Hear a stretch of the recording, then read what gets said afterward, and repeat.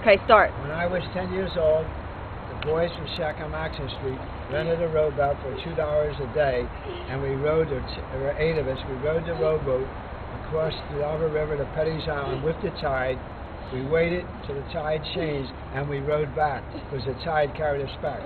2 of us had to stay outside the boat holding ropes because there wasn't enough room, and the other 6 took turns with rowing it over. But it was easy because you went with the tide, and it usually took 2 hours to go across. Then when the tide changed, you rowed back. And we used to do that every Saturday for exercise. And we used to bring lemon water with us. Just 1 lemon and a bottle of water from the river, and we made lemonade. And that's how you get real strong, by rowing across the river. And today is July 3rd, 2005. And Pepe, how young are you? How many years young? I was 10 years old then. And how many years young are you now? I'm 82 now, I think. I forgot count because in French they say 82. But you were born December 12th, 1921? 23. 23. Okay, so that's the story about you swimming over in Delaware Avenue. Penny's Island, rather. From Penn Treaty Park. From Penn Treaty Park. And we had to watch out for the police because the police said we were too young to do that. Oh boy. So we covered ourselves up when the police came. Okay, well now that we know that story, why don't you tell us a story about how you met President Truman? When I was 17 years old, I was in Montana. And I had to leave Montana. I was in the CCC, Civilian Conservation Corps. I was Assistant Educational Director. And I had to go home in emergency in the Navy Yard to get a job in the Navy Yard because they were getting ready for World War II, although nobody knew it. And this was September 1940, 1 year and 3 months before Pearl Harbor. I was on a train, and the football players from Stanford University who were coming east to play asked me would I like to be the U.S. Senator, and I said, of course. And they took me into a car, and there was a man with glasses, tin-rimmed glasses, playing cards with 3 other men. And they said, Senator, this is a boy from Philadelphia. And he introduced himself as Senator Harry Truman.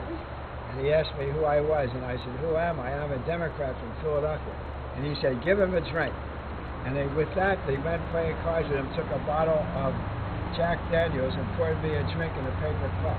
But I never got to drink because the football players, who were older than me, they were about 19 and 20, I was just 17, took it and drank it. Then they asked me to come back, and when I come back, Harry Truman and I had a talk because he was playing poker and the game was over, and he asked me a lot about the Democrats in Philadelphia. And I told him about Jack Kelly, our Democrat chairman, and Mike Bradley, who was our wonderful congressman, whose son became the President Judge Ed Bradley. And Mike Bradley then became the collector of the courts. And I had worked for Mike Bradley as chairman of the Veterans Division. And they were wonderful days, and Harry Truman was a natural person. And I met him again in 1942 at Cramp Shipyard where I was working when he came to visit as a U.S. Senator. Then I met him again when he was President of the United States in 1948, when I was Sergeant of Arms at the Democrat Convention, and I was waiting at the end of the corridor, and Truman came in early, and he said to me, am I in the right aisle? And I said, oh, yes, you are, President. He was then President. And he said, well, I'm early. And he said, yes. He said, well, let's go somewhere where I could have a nice soft drink. So I brought him back to where the police were, and his assistant pulled out a bottle of Jack Daniels, and we all had a little glass of Jack Daniels. Did he have a thing for Jack Daniels? Jack Daniels was his favorite drink, and he only drank 4 drinks a day usually, enough to keep him awake because he had to stay up long hours as president. 4 drinks a day? He always liked to tell stories because he was from Missouri, and people from Missouri like to tell tales. And he told me that he was running for election and that people didn't think he was going to get elected, but not to be them. And later on that year, I went out to Chicago where I met Congressman Kennedy. I was on a committee with him for the veterans of World War II. And Kennedy pulled out cards from his pocket during a recess. He had just been discharged from the Navy, and he had a severely injured back with big steel braces. And and he showed me how he thought Truman would be elected. And I told him I didn't know as much as he knew. He was a first-term congressman.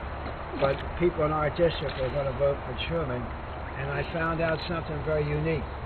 Now, whatever the Gallup polls show, they were unable to poll the people who did not have telephones.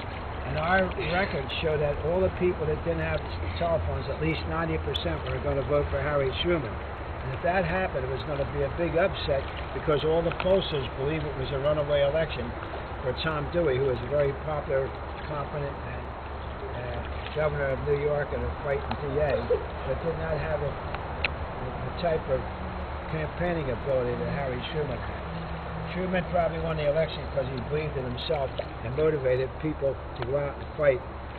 And when he developed the phrase, "Give him hell, Harry," he took off like lightning with the voters, especially the poor people. And I think the fact that Truman had a great war record in World War I got him 80% of the veteran vote against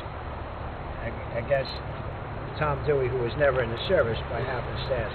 But anyway, I was very happy to be a chairman of the Veterans for Truman in Philadelphia under leadership of Congressman Mike Bradley.